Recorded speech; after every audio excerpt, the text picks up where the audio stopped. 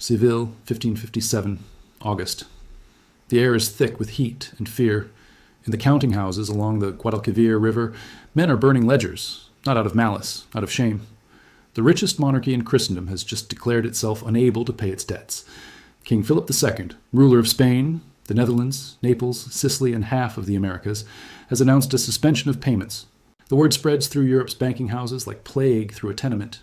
The Fuggers of Augsburg feel it first, then the Welsers, then the merchant families of Genoa, Florence, and Antwerp.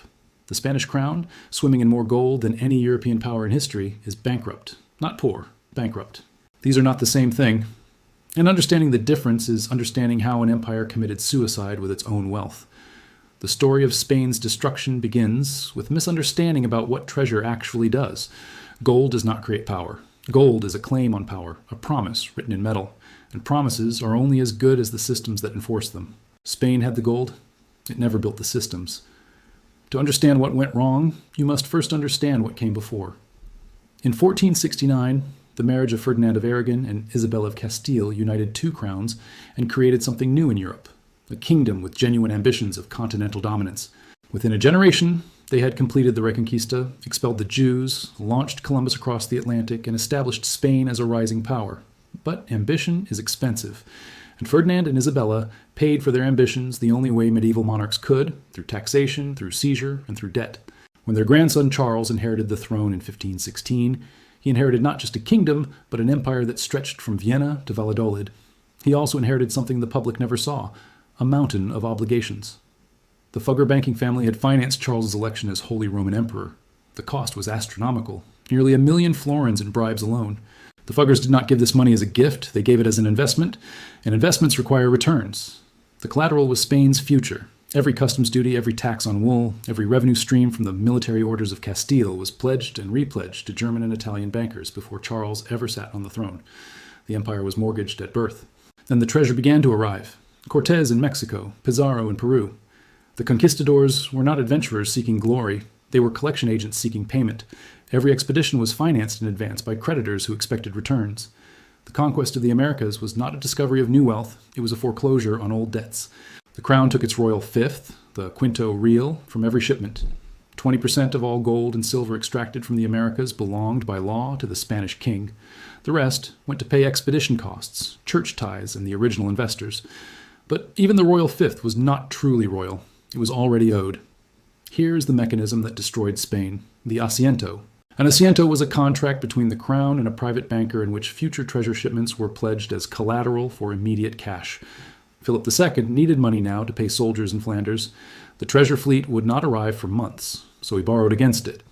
The Genoese banker advanced the money, charged interest of 18 to 30%, and when the fleet arrived, he collected directly from the Casa de Contratación before the crown saw a single ducat. The treasure did not pass through Spain, it passed through Seville, which is not the same thing. Picture the city in 1580. It is the richest port in Europe. Ships unload constantly. Silver bars are stacked in warehouses. Merchants crowd the steps of the cathedral negotiating contracts.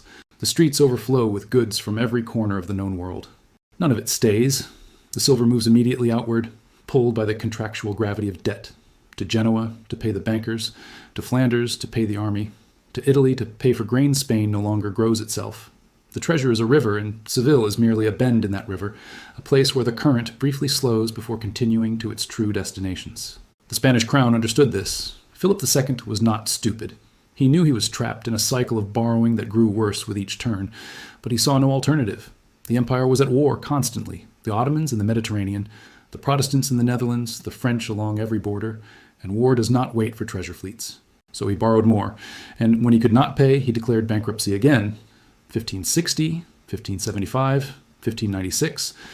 Each bankruptcy was not an ending but a renegotiation. The bankers did not want Spain to collapse. A collapsed Spain could not pay anything. They wanted Spain manageable, dependent, perpetually indebted. So they converted their short-term loans into long-term bonds called juros, secured against Spanish taxes for decades into the future. By 1600, interest payments on juros consumed 2/3 of all Castilian revenue. The king could not build, could not invest, could not do anything but service debt while borrowing more to service the debt he was already servicing. The empire had become a collections agency for its own creditors. But the worst damage was not in the treasury, it was in the streets. When you flood an economy with precious metal without increasing production, you do not create wealth, you create inflation. This is called the price revolution, and Spain experienced it more severely than anywhere else in Europe.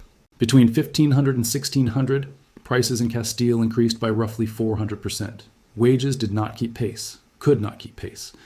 The workers of Spain watched their purchasing power collapse while silver flowed past them into foreign hands. A laborer in Toledo in 1600 could buy less bread than his grandfather in 1500, despite living in what everyone called the richest empire in history. The manufacturing class was destroyed. Spanish textiles, Spanish metalwork, Spanish ships all became uncompetitive against cheaper imports. It cost more to produce a sword in Toledo than to import one from Milan. It cost more to weave cloth in Segovia than to buy it from Flanders. So Spain stopped producing. It started importing, using silver, which left immediately. The empire became a tunnel. Wealth entered at one end in the form of American silver and exited at the other in the form of payments for foreign goods and foreign debts. Nothing accumulated, nothing multiplied, nothing stayed. And here is the cruelest irony. The very nations Spain was fighting grew rich on Spanish silver. The Dutch Republic should not have survived. It was small, outnumbered, fighting against the greatest military power in Europe. But the Dutch understood something the Spanish did not. Money is not wealth. Productive capital is wealth. Money must circulate, invest, return, and compound. It must build ships that catch fish, mills that grind grain, banks that extend credit for new ventures. Amsterdam became the financial capital of Europe, using Spanish silver that arrived through trade, through banking, through the 1,000 channels by which money finds productive employment. The Dutch East India Company was capitalized with money that had originated in Potosí, passed through Seville, paid Genoese bankers, purchased goods in Flanders, and settled finally in Dutch vaults, where it was lent out again at interest. Spain paid for its own defeat, literally. The silver that paid Spanish soldiers in the Netherlands was captured, taxed, traded, and reinvested by the very people those soldiers were supposed to crush. But surely someone saw this. Surely someone understood. Some did. The arbitristas, Spanish economic writers of the late 16th and early 17th centuries, produced treatise after treatise diagnosing the problem. They recommended protecting domestic manufacturing, encouraging productive investment, limiting the export of raw silver, building an actual economy instead of depending on extraction. The crown ignored them, not out of stupidity, out of ideology. The Spanish nobility, the hidalgo class, considered commerce beneath them. Manual labor was degrading. Lending an interest was sinful. The proper pursuits of a gentleman were war, prayer, and the administration of estates. This was not merely preference, it was law. Engaging in trade could cost a nobleman his legal status, so the nobility did not invest. They consumed.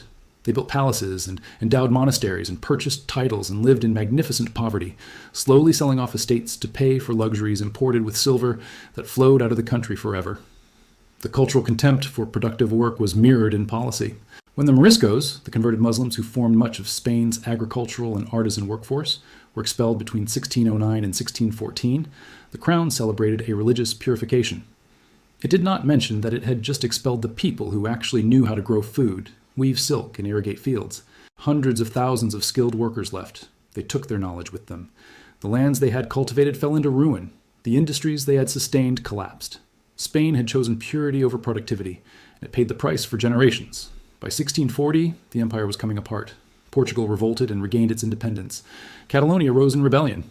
The silver shipments, already declining as the richest American veins exhausted themselves, could not cover even the interest payments. The army in Flanders mutinied repeatedly for lack of pay. The navy rotted in harbors no one could afford to maintain. The Peace of Westphalia in 1648 recognized what accountants had known for decades. Spain was finished as a dominant power. Not conquered, not invaded, simply bled dry. The Genoese bankers had won, not through armies or fleets, through patience, through contracts, through the quiet compound multiplication of interest over decades. They had transformed the greatest empire in Europe into a subordinate debtor, and they had done it with nothing but ink and patience. This is the pattern that would repeat across centuries. The nation that extracts is not the nation that prospers. The nation that processes, that manufactures, that reinvests, that nation prospers. Spain extracted, the Netherlands processed. England would learn this lesson and build an empire on it. But first, England watched Spain die. The final Spanish Habsburg king, Charles II, took the throne in 1665.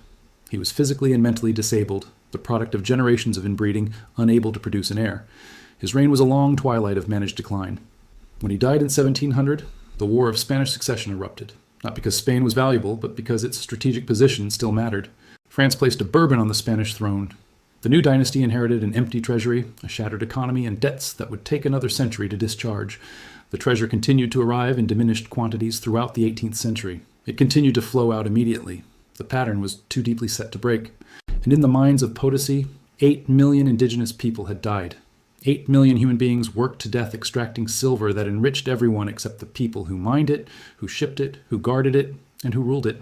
The Silver Mountain still stands, honeycombed with tunnels, poisoned with mercury, a monument to the largest transfer of wealth in human history and the complete failure of that wealth to create anything lasting. What remains of the Spanish Golden Age? Velázquez, Cervantes, El Greco, a culture of exquisite melancholy, obsessed with honor, and death, producing masterpieces about the hollowness of worldly glory. This was not accident. This was testimony. The artists understood what the accountants knew. The gold was a curse dressed as a blessing. Seville is quiet now. The Casa de Contratación is a museum. Tourists photograph the rooms where clerks once weighed the largest fortune in European history. They do not ask where it went. They assume it was spent. It was not spent. It was transferred.